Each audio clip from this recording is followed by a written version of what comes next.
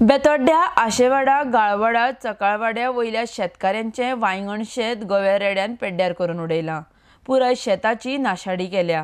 ह्या संदर्भात शेतकाऱ्यांनी रान खात्याच्या अधिकाऱ्यांकडेन कागाळ केल्या। आरडेक्स गोवा ब्युरो रिपोर्ट।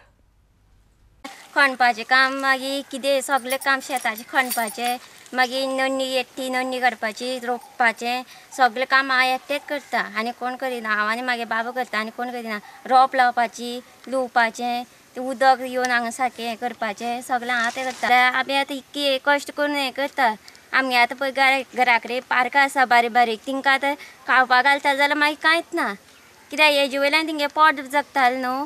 पण आतां सद्या तिंकां परत आतां गोंयान सगळें खावन उरयलें, म्हणजे जवळ जवळ 50,000 तर लुकसाण जालें। आमगे गोरवांक घालता जाल्यार इतकें आतां तण सोडून मेळपाना। आमी कितें म्हण करपाचें हेका?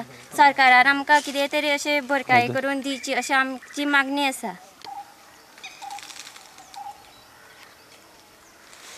तू फोटो जाय